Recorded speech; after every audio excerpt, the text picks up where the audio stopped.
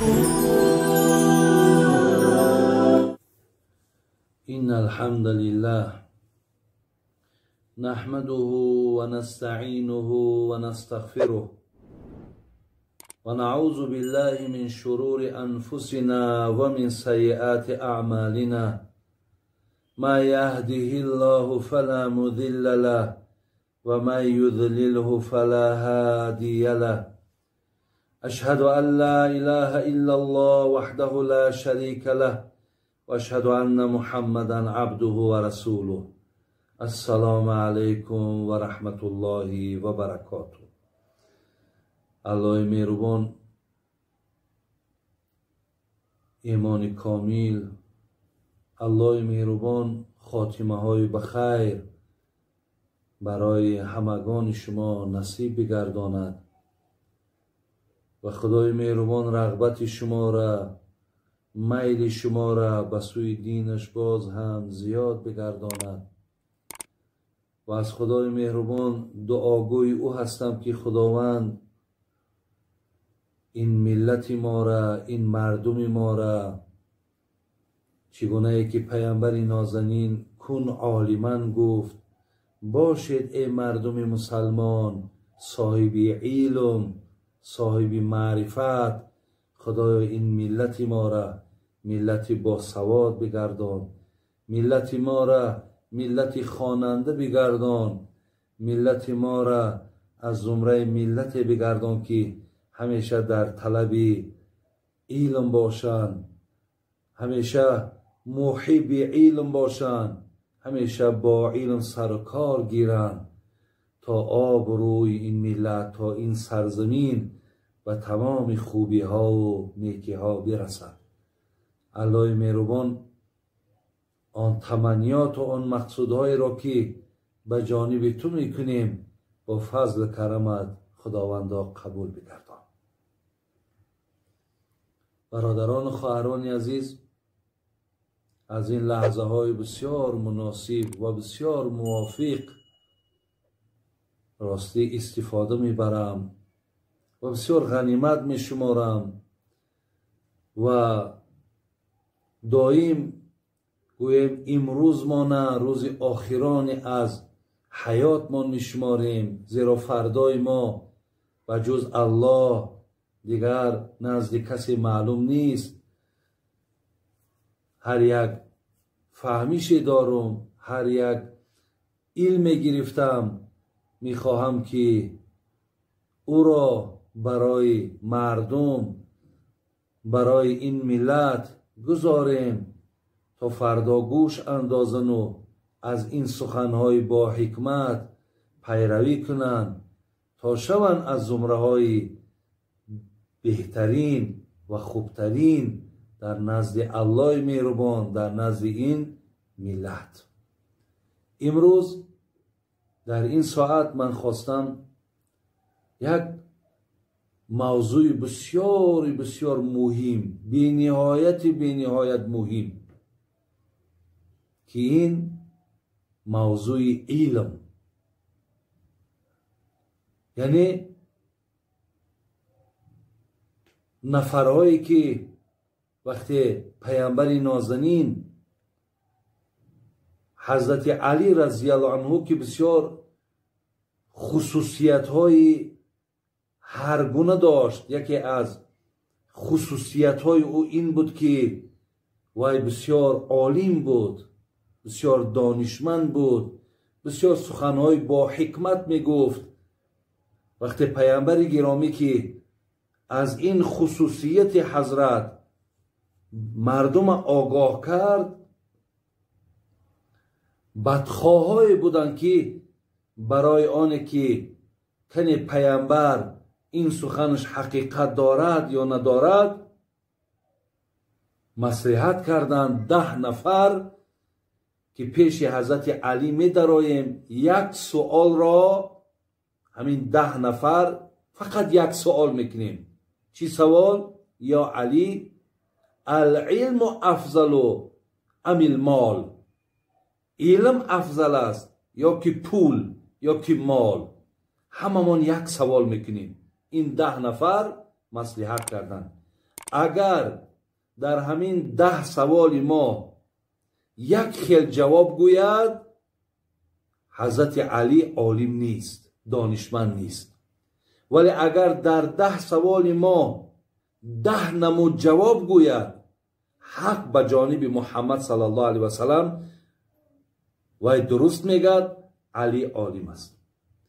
من برادران عزیز میخواهم که این 10 سوال، این 10 نفری که یک سوال را کردند و 10 جوابی که حضرت علی بر اینها گفت به سمع شما میرسانم. من این را به خاطر آن که جالبتر است و بسیار برای گوش کردن راحت دارد، حتی برای خواننده هم برادر عزیز. من از زمره اما خواننده ها هستم. وقتی این در کتاب خواندم تا آخرش تمام نشد، مقصد کتاب جمع کردن تانستم. بسیار هم گوش کننده در راحت می بخشد، هم خواننده هم راحت می بخشد. ولی در عقیب این، بعد گوش کردن این، ماها باید که سر مقصد بیاییم که آیا علم چی بوده است. ببینید در یونان قدیم مثل افلاطون و مثل سقراط و نفرهایی که تا حاضر نامهاشون، اگرچنده که اینها گویم که پیروی از قرآن و پیروی از دین نداشتند، ولی عالم که بودن نامهاشون باقی مونده است.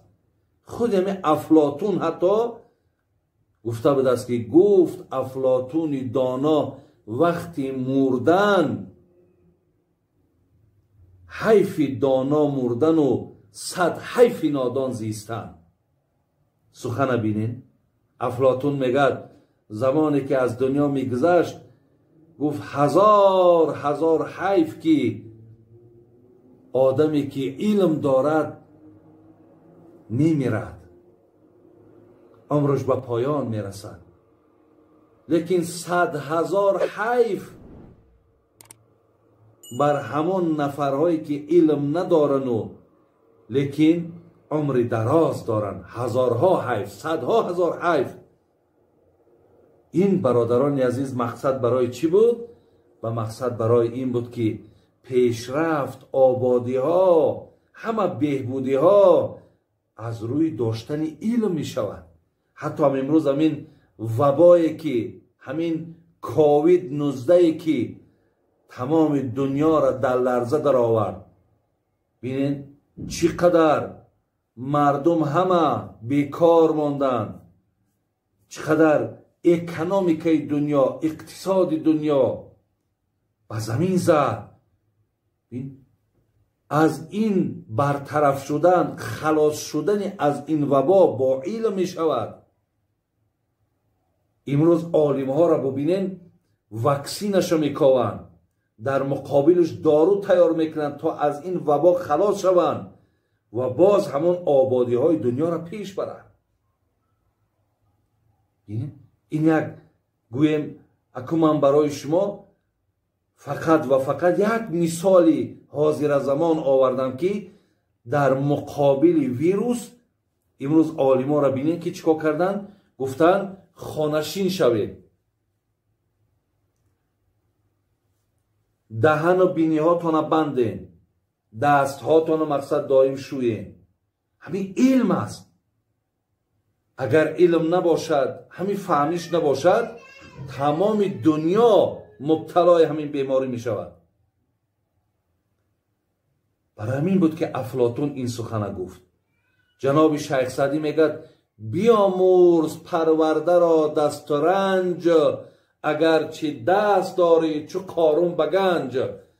اگر همین قدر مال داری، همین قدر پول داری، همین قدر ثروت زیاد جمع کرده، ولی بازمی همین چیکار کن؟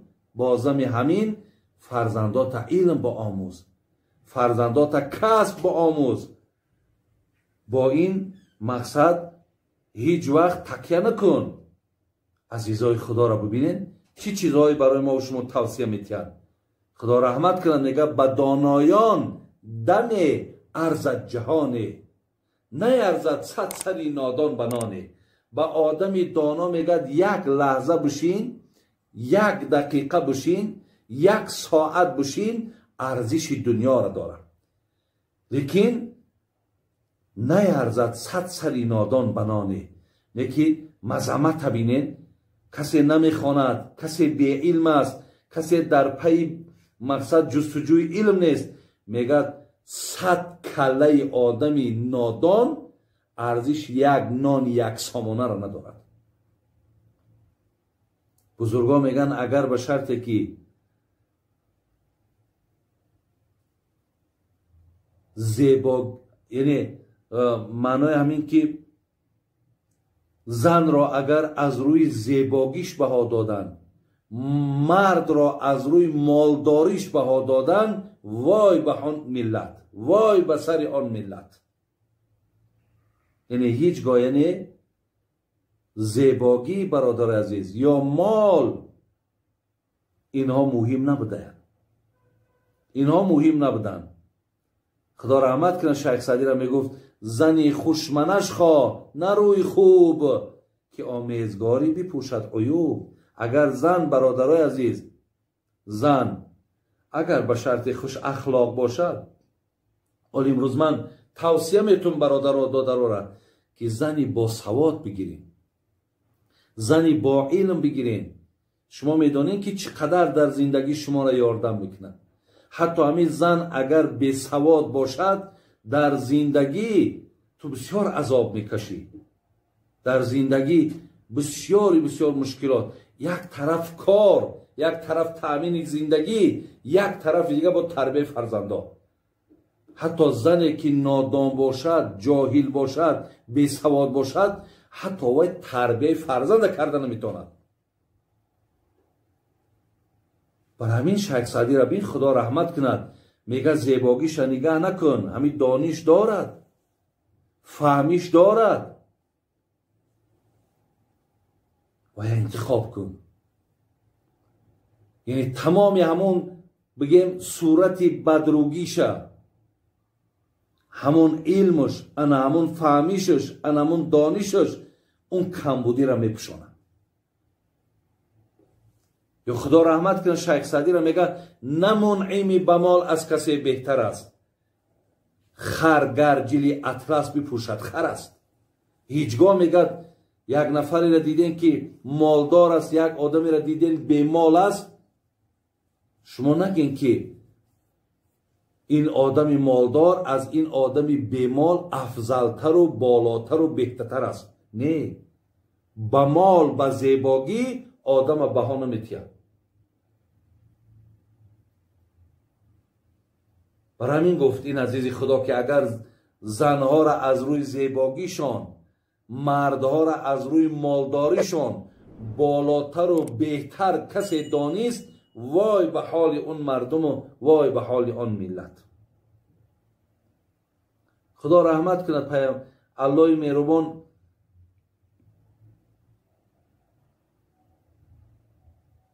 در آیت های قرآنم با پیامبر نازنین منم اشاره کرد. اعوذ بالله من الشیطان الرجیم در سوره مبارکه طه انا آیت 114 اعوذ بالله من الشیطان الرجیم و قل رب زدنی علما. ای محمد وقتی از من خواهی شد، چیز پیدا شد، یعنی چیز از من خواهی، الله میگه من بر تو فرمایشم این است که از من فقط علم بخواه. برای همین پیامبر اللهم اینی اسألک علما نافعا گفت خدای برای من علم نافع نصیب بگردان. پیامبر نازنین میگه وقتی بینه که نفر دسترخوانش هیچی ندارد، وای فقیر نیست، وای کمبغل نیست، لیکن دیدین که وای علم ندارد، وای فقیر است.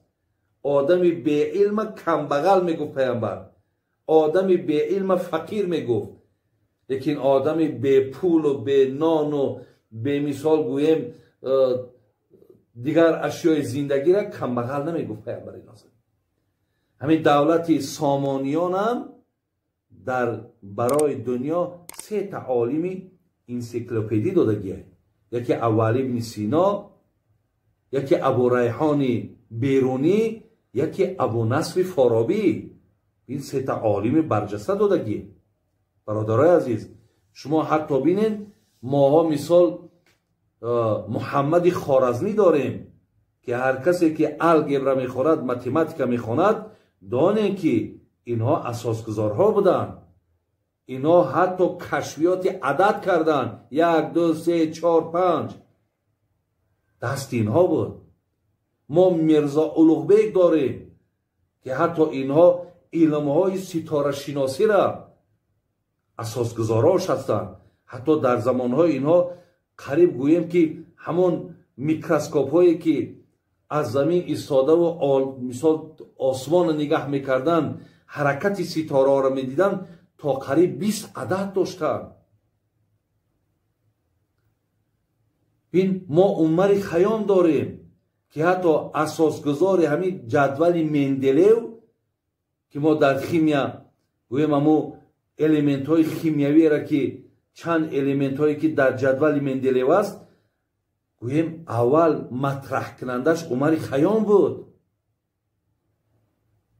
این بین مندلیو و بین عمر خیام 800 سال فرقه. یا قوه بگیم کشش جسم ها و فضا را قانون نیوتن میگن، اصلش برادرای عزیز، اصل این از خیام بود. این کشفیات خیام کرده است که بین نیوتن و بین بگیم خیام 600 سال فرق است که خیام پیشتر از اینها بود. من در مقصد اینترنت داخل شدم، بعضی چیزهای را از داخل اینترنت گرفتم که در روی دنیا زیاده از 200 دولت است. ببینید 200 دولت زیاد است در روی دنیا. در 53 دولت اکثریت اهالی را مسلمان ها تشکیل میدهند. ولی شما اگر در داخل اینترنت داخل شوین، مقصد سوال تین که از همه در ملتی که زیاد کتاب میخواند کدام ملت هست، جمع 30 دولت میبراید. از بین همین 30 دولت همگی برادرای عزیز بینین 3 دولتی که مسلمان نشین است، یکی عربستان سعودی، یکی اندونزیا، یکی ترکیه. دولت های هستند که اینها مقصد در قطار اینا داخل. دیگر اکثریتش ایندیا، تایلند، تایوان، خیتای، بینید چخیا، روسیه، رومانیا، این دولت های هستند که حتی نگاه کردن در 24 ساعت 11 ساعتی همون یک روزه شما در کتاب خواندن صرف میکنن، یا اینکه 9.5 ساعت شونه یا 8.5 ساعت شونه از 24 ساعت. آیا شما یک بار سوال تین خدا تونه آخران باره که کتاب خواندین کی بود؟ چند ساعت کتاب خواندین؟ برادرای عزیز، هر کسی کتاب میخواند، هر کسی با کتاب سر کار دارد، هر کسی با علم سر کار دارد، او را نشستش دیگره، او را سخنش دیگره، او را مناسبتش دیگره، او را معاملش دیگره.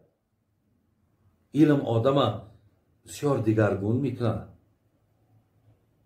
برای همین خواهرها، مادرای عزیز، شما در من تاکید میکنم حرکت کنین که خواننده باشین، حرکت کنین از نعمت علم برخوردار باشین، بی سواد نمانین، جاهل نمانین، نادان نمانین.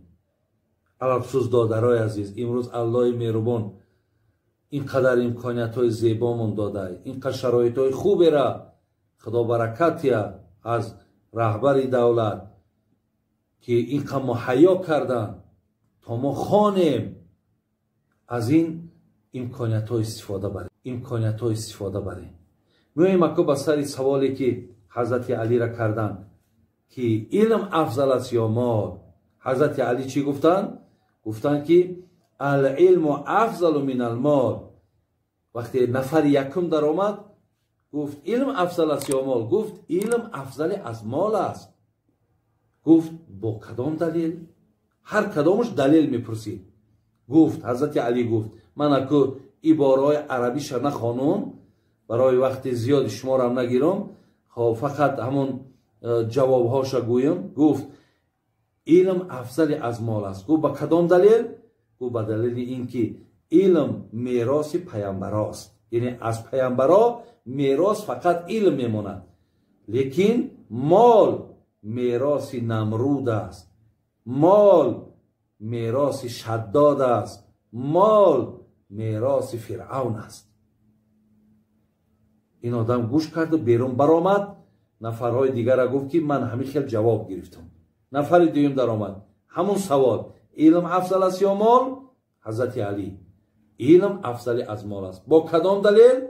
دلیل دوم، علم تو را پاسبانی میکند ولی مال را تو پاسبانی میکنی. یعنی علم نعمتی است که تو را پاسبانی میکند، یعنی تو را همیشه حمایه میکند، تو را همیشه حفظ میکند. ولی مال چیزی است که دایم تو باید پاسبانی میکنی، دایم باید تو نگاه میکنی، دایم بگیم هوش و گوش در همون کشالای. زین لحاظ گفت علم افضل از مال است. اینش هم بیرون شد. نفر سوم در آمد، علم افضل است یا مال؟ حضرت علی جواب دادن علم افضل از مال است. با کدام دلیل؟ دلیل گفتن برای عالم دوست بسیار است ولی برای آدم مالدار دشمن بسیار است. بله برادرها خوب گوش اندازین چی جوابهای زیبا اینی. کسی اگر علم دارد دوستی بسیار دارد، یعنی رفیقی بسیار دارد، شاگردای بسیار دارد، استاد گفته، معلم گفته همیشه حرمت میکنند. ولی کسی مال دارد، پول دارد، امروز تجربه ها نشون میده دشمنی بسیار دارد، بدخواهی بسیار دارد، تا جایی که حتی جاش نمیآورند و الا خونش میریزانند. دشمن هدفش اینه. اینش هم با این جواب قناعتمند شد، بیرون شد. خب نفر چهارم در آمد، علم افضل است یا مال؟ حضرت علی گفتند علم افضل از مال است. با کدام دلیل؟ حضرت گفتند هرگاهی که علم صرف میکنی زیاد میشود، وقتی مال صرف میکنی کم میشود. یعنی ببینید چقدر همین معلم، چقدر دانشمند برادرای عزیز، چقدر مطالعه میکند، چقدر درس میگه، همون قدر علمش زیاد چیدن میگیرد. ولی وقتی که اگر مال در دستت باشد، تصور کن 1000 سامانی در کیسه داری، بازی برای یک بار داخل یک مغازین یا بازار شو، وقتی صرف میکنی همش کم میشود. یعنی علم با گفتن زیاد میشود و مال با صرف کردن کم میشود. اینم جواب شگیری بیرون شد. در آمد نفری پنجم، همون سوال، علم افضل است یا مال؟ علم افضل از مال. گفتن با کدام دلیل؟ حضرت علی جواب میدن.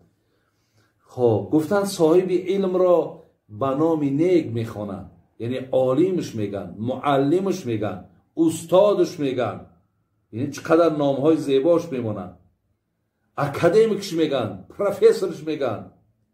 ولی گفت آدم مالدار بسیار با نامهای بد میخوانند. میگه پولدار بسیار بخیل، پولدار بسیار ممسک، پولدار بینهایت مرده. اینه تا جای حتی آمد گپ هایی که میگن فلانی بسیار مالداره، یکی بسیار موسره، تا موسره هم نسبتش میتن.